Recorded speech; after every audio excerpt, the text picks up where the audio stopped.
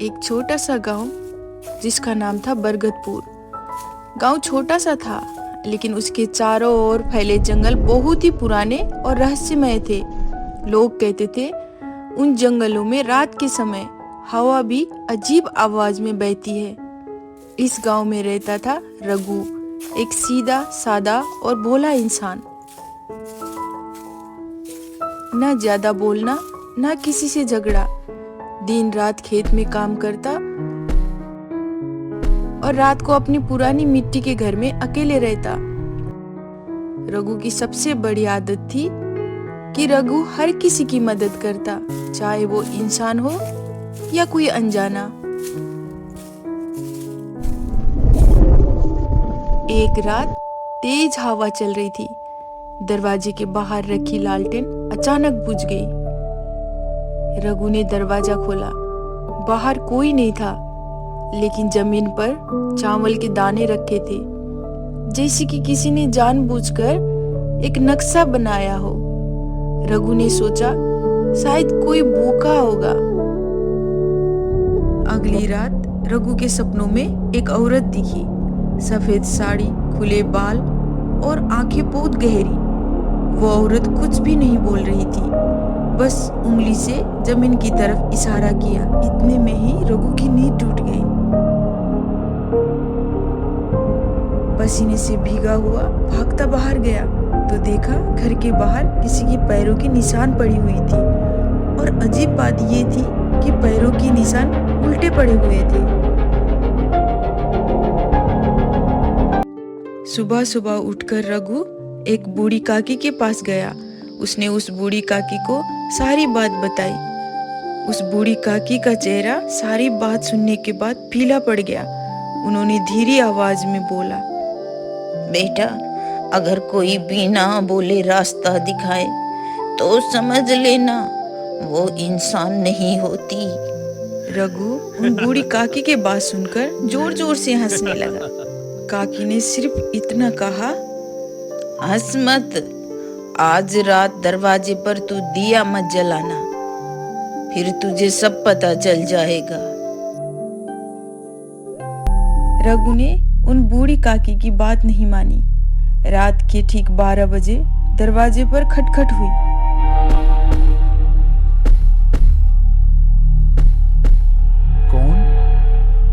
कौन है बाहर? मैं पूछ रहा हूँ, कौन है बाहर?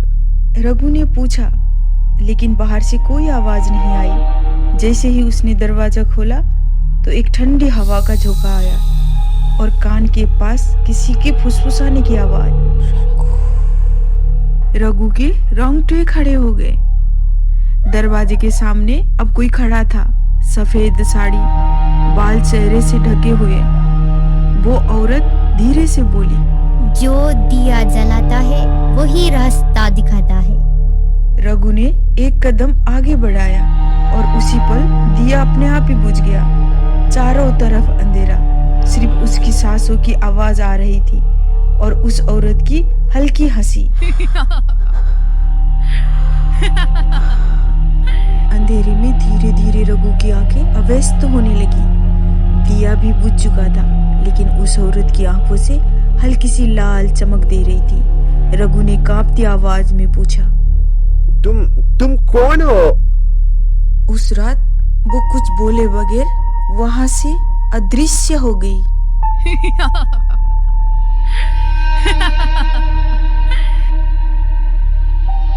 उस रात रघु पूरी रात नहीं सो पाया। उसे उस दादी ने कही हुई सारी बात याद आने लगी। लेकिन अब ये सिलसिला शुरू हो चुका था। अब रोज रात के 12 बजे वो औरत दरवाजे के पास में आकर रघु को पुकारा करती, रघु, रघु, रघु, तुम घर पे हो ना? रघु जब भी उसकी आवाज सुनता वो डर से अपने कमरे में सिमट कर बैठ जाता। इन आवाजों से तंग आकर रघु सुबह सुबह उठकर उसी बूढ़ी दादी के पास गया और उसने नम्र होकर सारी बात उस बूढ़ी दादी को बताया। बूढ़ी दादी ने रघु को बताया, बेटा, वो बिना कारण तो तुम्हारे पास नहीं आएगी। वो किसी कारण से ही तुम्हारे पास आई है। एक बार उससे पूछना कि वो रोज रोज आके क्यों तंग कर रही है, क्या चाहिए उसे। पहले तो रघु डर गया, लेकिन उसने भी ठान लिया कि इस रोज रोज के डर से बेहतर है कि एक ही बार उस डर का सामना करूं। वो सीधा घर गया और वो 12 बजने का इंतजार करने लगा। रात के ठीक 12 बजे फिर से वही हलचल। रघु, रघु, रघु, तुम घर पे हो ना? वो अब रोते रोते रघु को पुकारने लगी।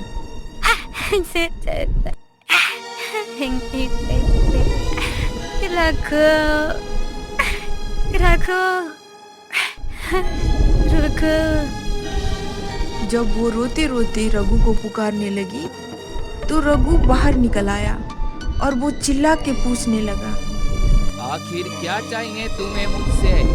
क्यों मुझे रोज रोज तंग करती हो? मुझे तंग करना बंद करो। रघु को इस तरह चिल्लाते सुनकर वो औरत चुप हो गई। कुछ देर के खामोशी के बाद वो बोली, रघु, मैं तुम्हें तंग करना नहीं चाहती, ये मेरी मजबूरी है। मजबूरी? कैसी मजबूरी? बताओ मुझे। और तुम्हें मुझसे क्या चाहिए? और तुम हो कौन? मैं पास की गांव की रज्जो हूँ। तुम्हारा दिल साफ है, इसीलिए मैं तुम्हें दिखी। केवल तुम मेरी मदद कर सकते हो और इस दुनिया से मुक्ति दिला सकते हो। ठीक है, मैं तुम्हें मुक्ति दिलाने के लिए तैयार हूँ। मुझे क्या करना होगा साफ साफ बताओ। इसी गांव के पास में मेरा गांव है, जिसका नाम रतनपुर है। और अभी वो मेरे पूरे परिवार के ऊपर खतरा बन के बैठा हुआ है। मैं चाहकर भी उनकी मदद नहीं कर सकती। जब तुमने मेरी आवाज सुनी और तुम्हें मैं दिखाई दी तो मेरी आस जग उठी। तुम चिंता मत करो, मैं तुम्हारे मदद करने के लिए तैयार हूँ। बताओ मुझे क्या करना पड़ेगा।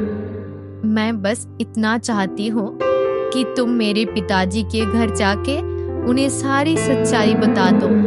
उन्होंने तुम पे भरोसा किया तो मैं भी उन्हें दिखाई दूंगी।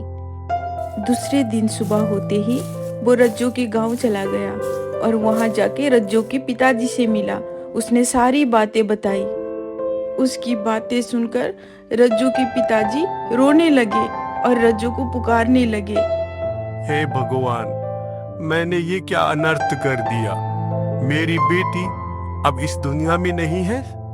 इतना कहते ही रज्जो अब पिताजी को भी दिखाई देने लगी। पहले तो रज्जो के पिताजी रज्जो को इस हाल में देखकर खूब रोए। उसके बाद रज्जो के पिताजी ने पुलिस बुला के राकेश को पुलिस के हवाले कर दिया और राकेश से सारे रिश्ते तोड़ दिया। जब राकेश को उसके किए की सजा मिल गई तो रज्जो को भी इस दुनिया से मुक्ति मिल गई। अब रघु को भी समझ में आ चुका था कि जो होता है अच्छे के लिए होता है।